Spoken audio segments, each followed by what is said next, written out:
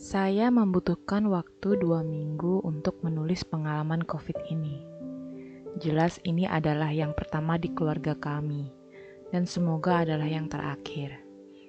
Saya dan keluarga adalah tipe orang yang menanggapi pandemi corona dengan serius. Kami berhati-hati dan sangat menjunjung tinggi prosedur kesehatan. Terutama saya. Saya adalah orang yang sangat menjaga kebersihan, terutama saat pandemik. Karena saya memiliki bayi yang baru berusia 7 bulan saat tulisan ini dibuat. Namun, ada kalanya kami lengah. Kami memiliki usaha berupa toko. Di toko, kami sangat berusaha meminimalisir resiko penularan virus. Bahkan, tanpa Satpol PP harus turun ke toko kami sudah sangat-sangat ketat terhadap protokol kesehatan. Semua karyawan kami wajib masker kain minimal 2 lapis dan menggunakan face shield. Terdapat tempat cuci tangan di depan toko kami dan hand sanitizer di beberapa titik. Daerah kasir dibatasi dengan plastik. Lalu, setiap siang dan sore, toko disemprot disinfektan. Sorenya ketika tutup, toko juga menyalakan lampu UV sterilizer. Nah, untuk konsumen yang tidak memakai masker, kami berikan gratis masker kain minimal yang 2 lapis secara gratis. Jadi, toko itu dijaga oleh adik saya dari hari Senin hingga Sabtu. Ketika hari Minggu, suami saya yang ke sana. Saya dan adik tinggal di rumah yang terpisah.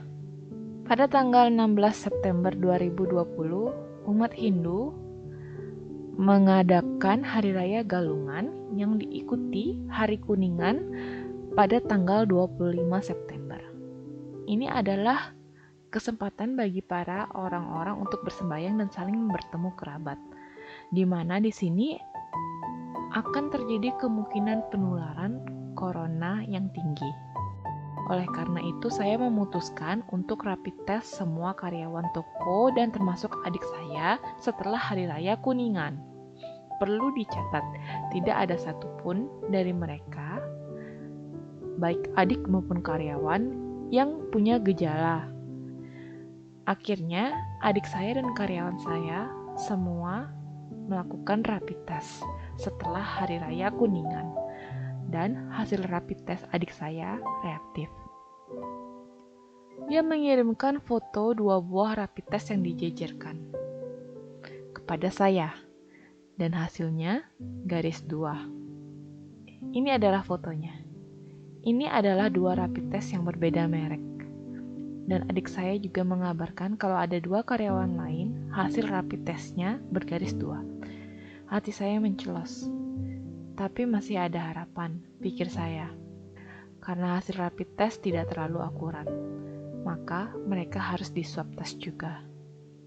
Saat itu juga mereka tutup toko dan melakukan swab test di hari yang sama. Adik saya swab mandiri di Prodia. Pada saat itu harga swab mandiri masih Rp1.800.000. Kemenkes belum menetapkan batas maksimum harga swab PCR COVID. Kalau sekarang sudah ditetapkan, yaitu maksimum Rp900.000. Saya meminta 2 karyawan saya untuk ke rumah sakit umum daerah milik pemerintah sambil membawa hasil rapid test yang reaktif dan kartu BPJS. Waktu itu saya berpikir, apabila punya BPJS, maka swab akan gratis dari pemerintah. Bahkan, saya sempat berencana agar semua karyawan lain juga di-swab dengan menunjukkan BPJS perusahaan.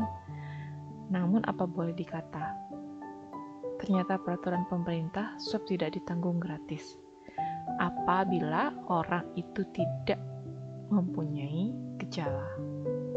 Akhirnya, 2 karyawan saya menghubungi saya dan mengatakan kalau mereka tidak bisa di-swab gratis dari pemerintah karena tidak punya gejala. Sebenarnya saya cukup kaget. Akhirnya saya menghubungi beberapa dokter dan bidan kenalan saya dan mengkonfirmasi hal ini. Ternyata benar, untuk mendapat swab gratis haruslah bergejala. Meskipun sudah menunjukkan rapid test reaktif, juga tidak bisa dapat swab gratis. Itu adalah peraturan dari pemerintah. Akhirnya saya membayarkan mereka untuk swab di sebuah rumah sakit swasta dengan membayar Rp1.700.000 per orang. Lalu, saya dan suami juga melakukan swab test dengan memanggil Prodia ke rumah, karena saya sempat kontak dengan adik saya pada saat Hari Raya Galungan. Sesuai prosedur kesehatan, adik saya dan 2 karyawan sudah melakukan isolasi mandiri dari hari pertama hasil rapid test reaktif muncul. Saat itu bahkan hasil swab belum keluar. Akhirnya, 2 hari kemudian hasil PCR swab keluar. Adik saya positif. Karyawan saya 1 positif. Aku dan suami negatif.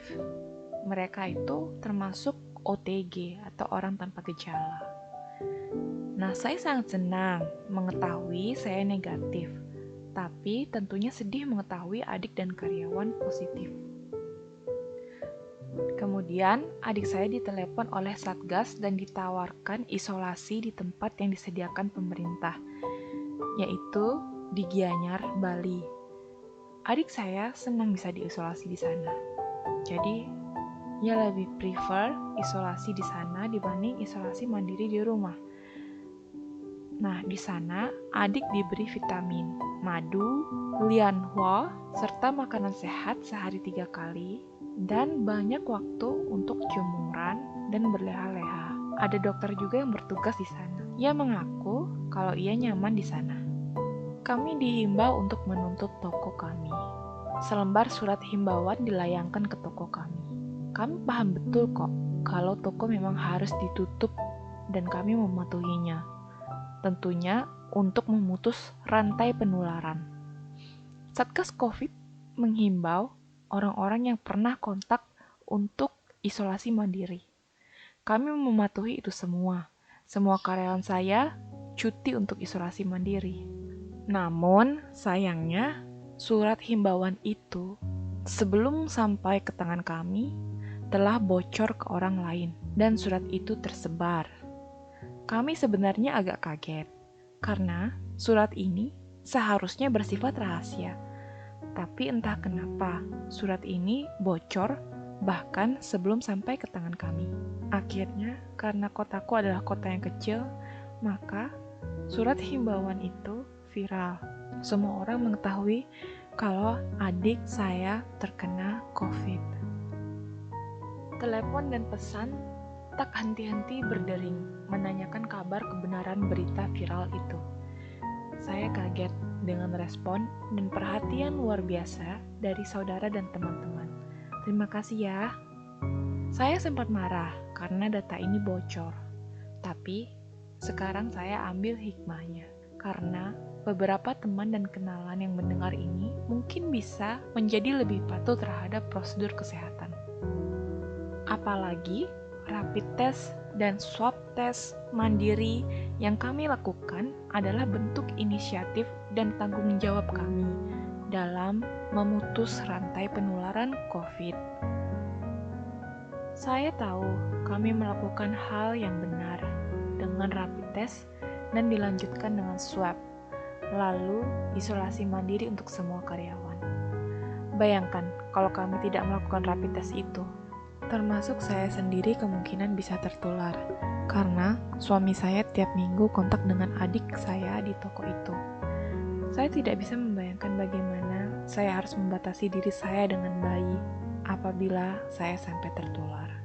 Karena bayi saya itu nyusu langsung dan tidak bisa menggunakan botol dot. Saya bersyukur telah melakukan hal yang tepat. Sampai tulisan ini dibuat, 2 minggu setelah kejadian, adik saya sudah mulai sembuh. Hasil swab dia pun sudah negatif, begitu pula karyawan saya. Tapi, saya bertanya-tanya, bagaimana dengan orang lain di luar sana? Berapa banyak dan yang dengan sukarela melakukan rapid test pada diri sendiri dan karyawan kalian? Dan, kalaupun menemukan fakta bahwa hasil rapid test reaktif, berapa banyak yang rela membayar untuk swab test? Dan kalau sudah swab test, apa mau untuk diisolasi mandiri atau isolasi di tempat pemerintah? Begitulah perjalanan COVID adik saya.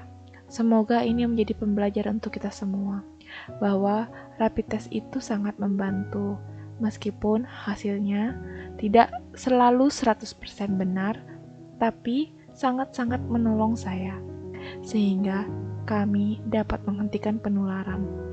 Meskipun mungkin saja sebelumnya sudah ada yang tertular, tapi kami mencegah untuk menularkannya lebih jauh. Akhir kata, janganlah takut akan fakta. Takutlah ketika engkau menutupi fakta dan membahayakan nyawa orang lain.